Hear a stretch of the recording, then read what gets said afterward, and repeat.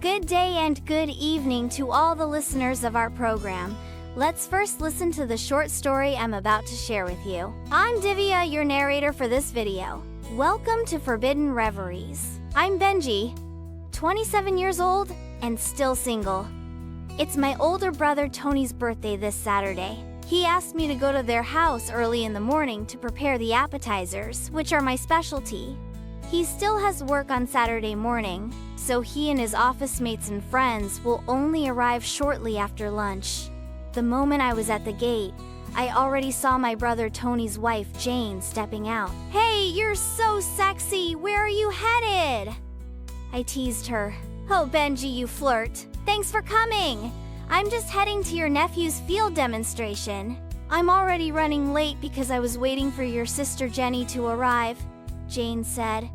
"Oh, so my crush is here already," I joked. "Yes, your crush is here, but she's taken," she replied. "Yeah, I know. She got married 3 months ago, but I still have a crush on her. Plus, she's prettier than you for sure," I teased back. "Oh, really?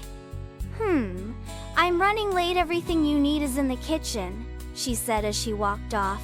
"All right, take care, big sister Jane," I replied. Jane is only 2 years older than her sister Jenny. She just got married earlier, and the one she married is my older brother Tony. I've really had a crush on Jenny ever since I saw her at my brother's wedding. Her beauty is simple, but she's sexy and has a strong appeal to men. But since she's 4 years older than me, I hesitated to court her.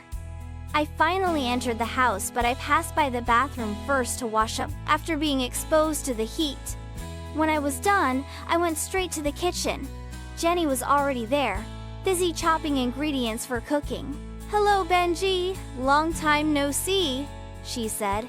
"Hello too, big sister Jenny. You're never around during family occasions," I replied. "It just so happens that I get assigned far away whenever there's an event. But whenever I'm free, I'm here, right?" she said. "Are you the only one here? Where's your husband?" I asked. "He'll be here later. He also has work since it's Saturday, half day," she answered. After a short conversation, Jenny and I both got busy. I was standing by the kitchen sink, descaling and slicing fish, with my back turned to Jenny. She, on the other hand, was seated at a small table across from me where she could surely see my entire back. We kept talking, even though we weren't looking directly at each other.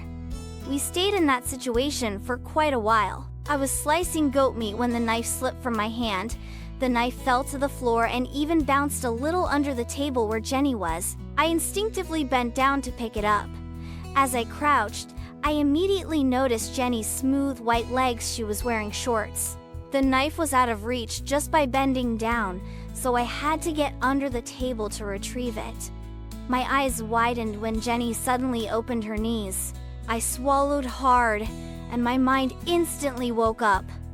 Sweating under the table, I decided to get out quickly, so Jenny wouldn't notice anything unusual. When I stood up, she saw the knife in my hand. "Oh, it was a knife that fell. I thought it was just a spoon or fork." "Be careful, Benji. What if it had hit my foot?" she scolded. "Well, I'd heal it with a kiss wherever it hurt," I joked back. You're crazy. Go back to work, or we won't finish in time for lunch," she said. "I'm not in a hurry, big sister. It's just appetizers I'm making." "That's so unfair. I'm stuck preparing dishes for lunch," she grumbled. From then on, I couldn't stop thinking about what I saw under the table. Sweat beaded on my forehead, and I felt parched. I wanted to go to the bathroom but restrained myself until I calmed down. Later on, Jenny finished her work. Everything was ready except for the actual cooking, which Jane was to handle when she returned. Jenny suddenly left the kitchen, and I didn't know where she went. When I finished what I was doing, I washed my hands and looked out the kitchen window. I saw Jenny in the backyard, wrapped only in a towel. Her hair wet. She must have just finished showering. She opened the trash bin lid and threw something inside. One item, wrapped in plastic, missed the bin, so she bent down to pick it up. I couldn't help but say, "Wow," to myself as her short towel lifted slightly. I felt a sudden craving, so I rushed to the bathroom. When I entered, I realized Jenny had showered there.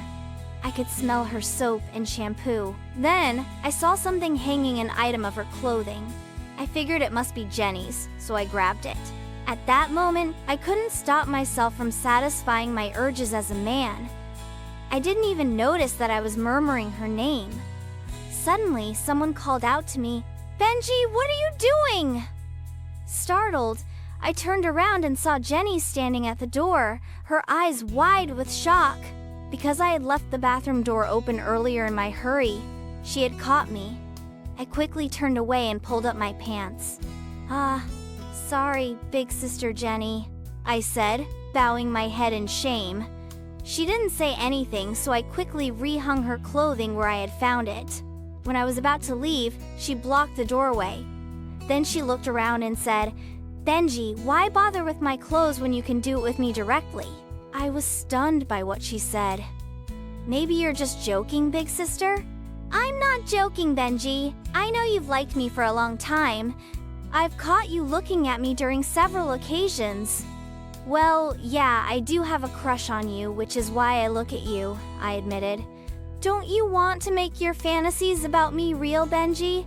Hurry up and think about it, or I might change my mind," she challenged. I didn't waste another second. We went into the bathroom and she removed the towel she was wearing. We looked at each other as if we were a married couple. "This is risky, Benji. They might arrive," she said as our faces drew closer. I thought about the possibility of a scandal, especially since Jenny was already married, and we were at my brother Tony's house. Still, I didn't hesitate anymore.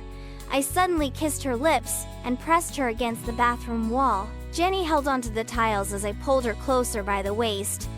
At that moment, we reached the peak of what we had started. Jenny was overwhelmed and looked up at the ceiling, enjoying the moment. Later, we were both breathless, yet content. We exchanged looks mixed with awkwardness. "Thank you. I didn't expect something like this to happen between us," I said. "Don't mention it, you're just lucky I was thirsting today." "My husband left me hanging last night," Jenny replied. "But this has to stay between us, Benji, and it won't happen again. Got it?" I just nodded. Then I left. Jenny stayed behind to shower again and freshen up.